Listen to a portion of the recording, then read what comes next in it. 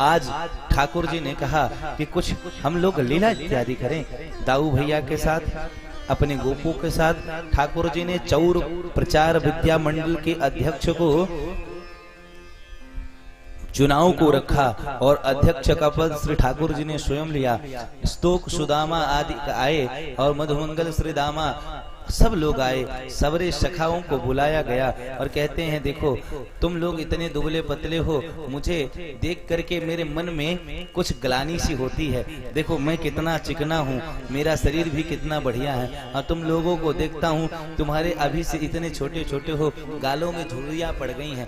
तो कहता है क्या करूँ, जो माखन मिश्री होता है मेरी मैया ले जा करके मथुरा में बेच के आ जाती, कुछ खा भी नहीं पाते। तो एक काम करना, जो जैसा मैं कह रहा हूं तो वैसा ही करना। करना क्या है, तो एक काम करते हैं, हम लोग चुनाव कर लेते हैं। ठाकुर जी तो अध्यक्ष पहले से नियुक्त हो गए, तो मधुमंगल को मंत्री बना दिया, स्तोकादिक को शव को पता दे दिया। शर्त कंडीशन ये रखा गया, घर में कोई किसी के चोरी करेंगे कोई बताएगा नहीं। दूसरी बात, जिसके घर में चोरी करेंगे उसी के घर में चोरी करेंगे, जिसके घर में कोई नहीं रहेगा तो खाली जगह मिलेगी। तो भगवान ने कहा कि ठीक है, चोरी करना है तो पहले चोरी करने की प्रैक्टिस करी जाए। तो ठाकुर जी हमारे चोरी करने की प्रैक्टिस कर रहे हैं। आज ठाकुर जी जाकर के जहाँ मैया माखन मिश्री को रखती है वहां श्री ठाकुर जी जाते हैं और वहां थोड़ा सा अंधेरा होता है, शीशा भी रहता है। तो ठाकुर जी वैसे भी नीलमणि के समान हैं चमकते हुए, तो जहाँ जाएंगे चमक, वैसे भी विद्युत कांति तो उनके मस्तक इत्यादि में हमेशा विराजमान रहती है और दासी भी है, तो ठाकुर जी को प्रकाश तो प्रदान करेगी। तो ठाकुर जी अंधेरे में भी चले जाते हैं तो प्रकाशमान हो जाता है। श्री ठाकुर जी मक्खन को खाना चाह रहे हैं और कहते हैं चोरी करके खाएंगे तभी आनंद आएगा, अन्यथा आनंद नहीं आएगा। तब तक देखिए तो एक सामने शीशा रखा था, उसी शीशे में ठाकुर जी भी अपना प्रतिबिंब देखे और प्रतिबिंब देख करके ठाकुर जी समझ बैठे कि ये कोई दूसरा है। तो कहते हैं भाई चुप रहना, मैं तुझे भी खिलाऊंगा खुद भी खाऊंगा, बस तू बात मत करना। तो यथा वो जैसे ठाकुर जी उंगली को हिलाएं वो भी हिलाता है, जैसे मुस्कुराएं उसी तरह से मुस्कुराता है। इसीलिए कहते हैं यथार्वकाः प्रतिबिंब बिंबः, जैसे बालक अपने प्रतिबिंब को देख करके बड़ा प्रसन्न होता है। छोटे छोटे बालकों को उनकी ही प्रतिमा दिखाइए, अत्यंत प्रसन्नता पूर्वक भर जाते हैं और उनके प्रेम की उद्गार को किलकारियों के माध्यम से सुन। ठाकुर जी हमारे देख करके अपने ही प्रतिबिंब को मोहित हो गए और कहते हैं भाई तुझे भी खिलाऊंगा, मैं खुद खाऊंगा, बस तू बोलियो मत। तो मैया आवाज करती, लाला तू काते बात कर रहा है? अरे मैया कछु ना जा, कछु ना तो मैया नेक सो चीटी आता है, बाको हटा रहा हूँ। अच्छा ठीक है लाला, देख लियो अपने हिसाब से देख लियो, जल्दी आ जाइयो। हाँ मैया अभी हाल आ रहा हूँ। कन्हैया ने यूं कहा, मैया अभी आ रहा हूँ। और कन्हैया कहते हैं कि अभी आ रहा हूँ। कन्हैया थोड़ा सा डर गए, पकड़ा जाऊंगा क्या? तो ठाकुर जी फिर से बात करते हैं, कहते भाई देख बताना मत।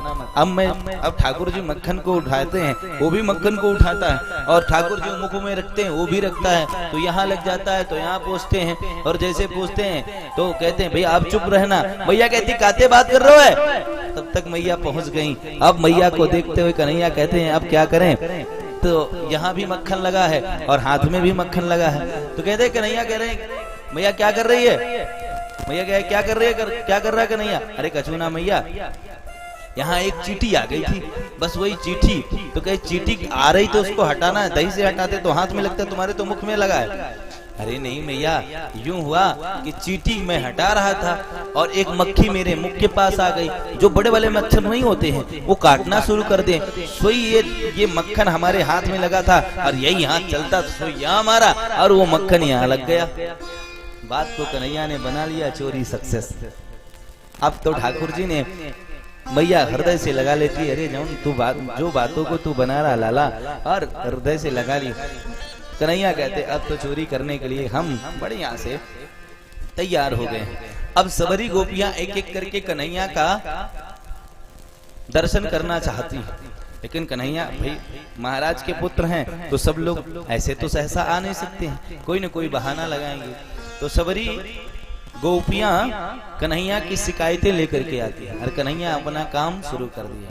कन्हैया अपने सखाओं के साथ जाते हैं तो रात्रि में ही बछड़ा छोड़ देते हैं। गाय बढ़िया से अपने बछड़ों को दूध पिला देती हैं।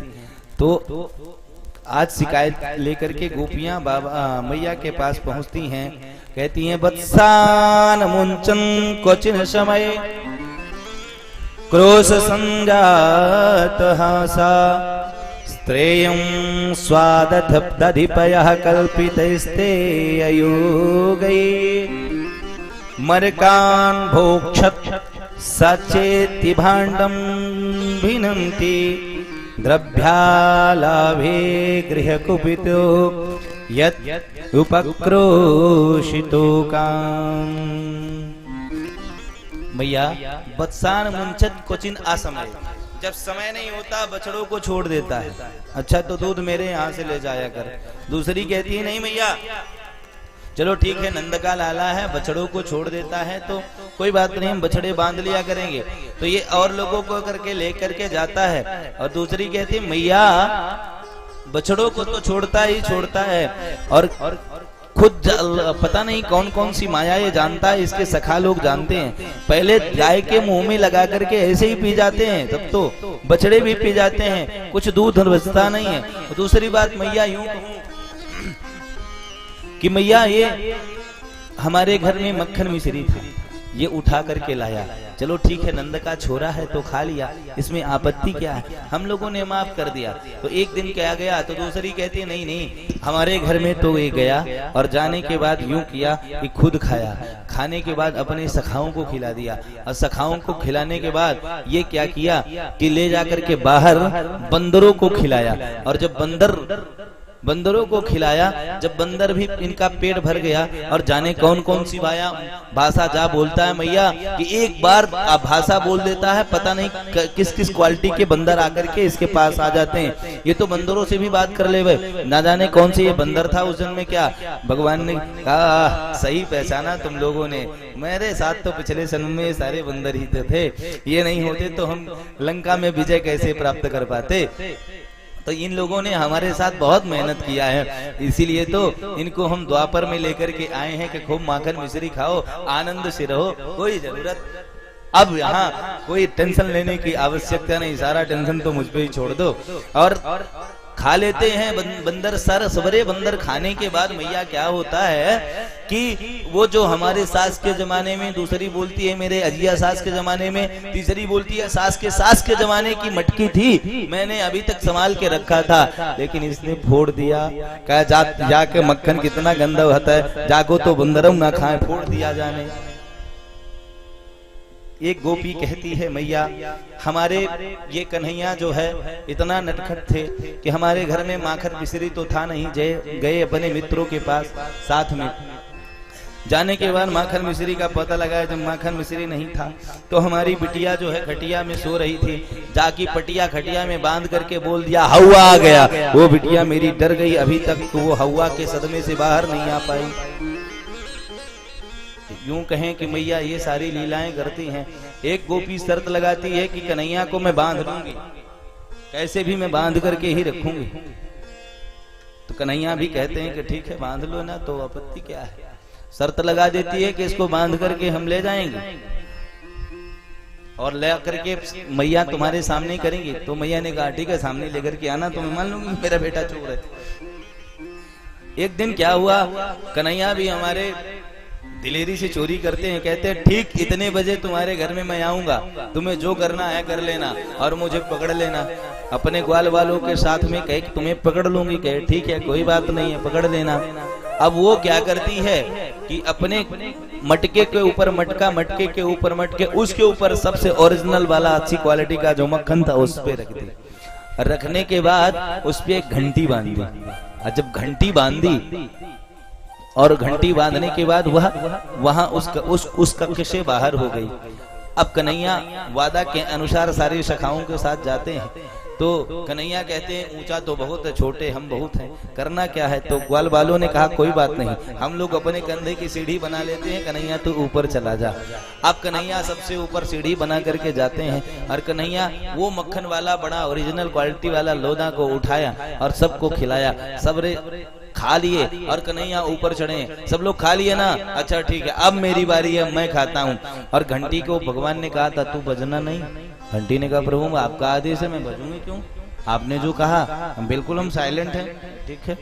अब प्रभु जैसे ही अपने लोंदे को उठाए कि घंटी टिन टिन टिन टिन करके बजना शुरू कर दी। कन्हैया ने कहा तुझे मैंने मना किया था कि तू बोलना ना। कहा घंटी कहती है प्रभु एक कई बार तो हमको लोग पूछते हैं जब आपका भोग लगता है, उसमें भी हम ना बोले तो हमारा भोग हमें कौन पूछेगा भला। अब कन्हैया पकड़े गए। अरे ग्वालिनी तो एक नबूढ़ा थी, थोड़ा पढ़ी लिखी थी, उसने कहा देख लो हमने आज कन्हैया को पकड़ लिया। कन्हैया कहे अब तो पकड़े गए, अब तो पकड़े गए हम। जब कन्हैया कहते हैं कि अब तो पकड़े गए, तब कन्हैया कहते हैं ठीक है भाई पकड़ ले। पकड़ करके कन्हैया को लेके चल देती है और खूब जितना भी था कुछ बोलती है। ये तो अपने आप को बहुत बादशाह समझ रहा था ना, मैं पकड़ ली। तब तक उसका देवर को आता देख कन्हैया ने पीछे से बुलाया, कहा मित्र आजा, मेरा हाथ बहुत दर्द कर रहा है। अब उसे अब तक दया नहीं आई तो कहते भाभी तुझे दया नहीं आती है, नेको देख कि मेरी कलाई कितनी कोमल है और तू कितना कस के पकड़ी है, कहीं हमारी कलाई में दाग बन गया, दर्द हो गया तो तुझे दया नहीं आएगी। अब गोपी तो पिघल गई और जैसे पिघलती गोपी हाथ को ढीला कर दिया। कन्हैया ने उसके देवर को पकड़ा, उसके देवर का हाथ पकड़ा दिया। कन्हैया धीरे से भाग गए, अपने माँ के आंचल में जाकर छुप गए। अब इधर वो बोल दिया अरे मैया यशोदा तू बाहर आ, आज मैं तेरे लड़के को पकड़ के लाई हूँ। सब जब तेज से आवाज करने लगी तो मोहल्ले वाले वैसे भी आ जाते हैं, सबरे मोहल्ले की नववधूटियां भी आ गईं और जो नबूढ़ा थी और बूढ़ी मैयाएं थी वो सबरी आ गईं। आकर के वो बोलती जा रही है और सबरी ग्वालियां उसका चेहरा देख करके हंसती जा रही। बात क्या है तो यशोदा मैया भी देख करके हंसती हैं और कन्हैया धीरे से, अभी तो दर्शन नहीं दे रहे हैं गोपी को, माँ के आंचल में छुपे कन्हैया मुस्कुरा रहे हैं, अभी तो पता चलेगा, अभी पता चलेगा। तो पीछे से गोपी कहती है बाबरी है क्या, नेक देख तो किसको पकड़ी है। तो पता चलता है वो तो अपने देवर को पकड़ के लाइए। कन्हैया बाहर आए, मुस्कुराए, कहें भाभी मुझसे पंगा मत लेना। सबरी गोपियों का अपना अपना भाव है। बाल चरित्र परम पवित्र है, अत्यंत अद्भुत है। आशय क्या है, केवल एक बहाना है कि हम नंद के लाला को किसी तरह से कन्हैया का हम दर्शन कर लें। अरे चोरी कर तो डोले, शाम तो सीधो न बोले।